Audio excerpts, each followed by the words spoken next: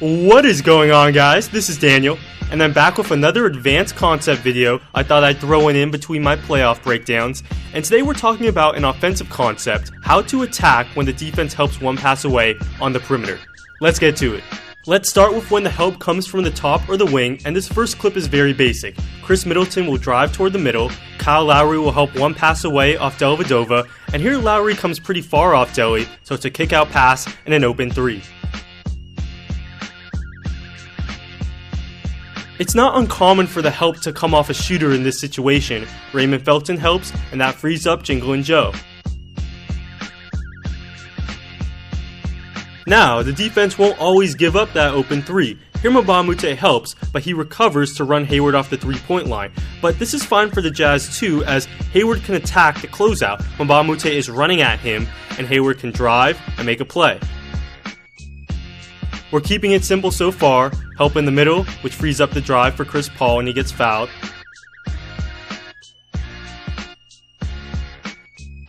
Also, understand that when the defense helps in this scenario, it's not always on a drive. Here, Wade may drive, but at this point, he hasn't even dribbled yet and is standing beyond the three-point line, but Thomas helps one pass away, so Wade throws it back to Rondo, and Rondo can attack the recovering Thomas.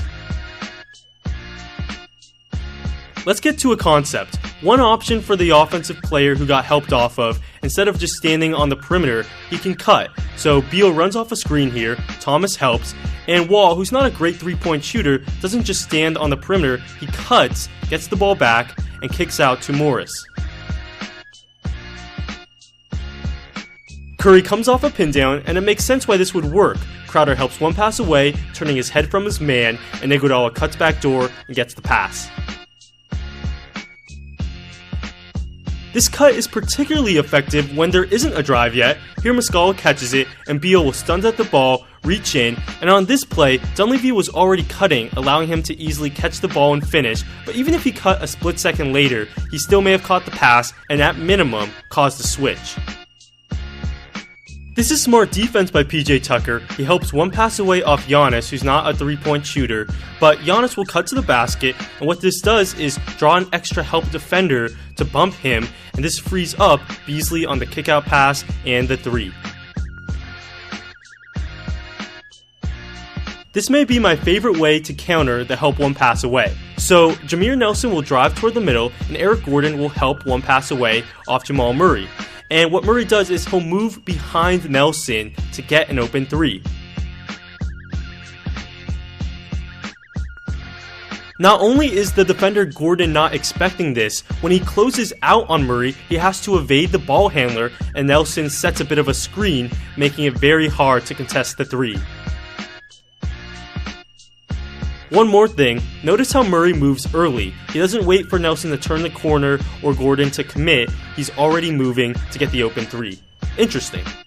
The last tactic I've seen against the help one pass away is the flare screen. Millsap helps off Ginobili, and Gasol is already operating at the high post, so he pins Millsap with a flare screen, and this can get a lot of wide open shots.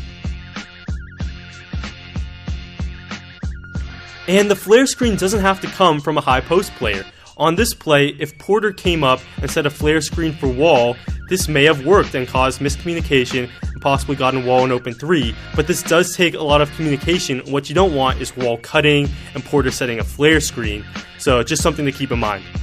So I've seen 4 methods to attack the help one pass away on top and on the wing. Now let's talk about when NBA teams help one pass away off the strong side corner, and this doesn't happen very often, and when it does, it's best to just stay where you are, take the three. So that's what happens here as Jabari Parker helps one pass away, and if LeBron was to cut, this would get in the way more than anything, so he just stands on the three-point line and hits the corner three. You don't want to cut on a drive, which was the last clip, but where a cut can work is when the ball is simply on the perimeter. So Trey Lyles will stunt at Lance Thomas, so there a backdoor cut wouldn't be interfering with anything, and the Knicks get the backdoor play. The Clippers get the same cut, but they can't convert.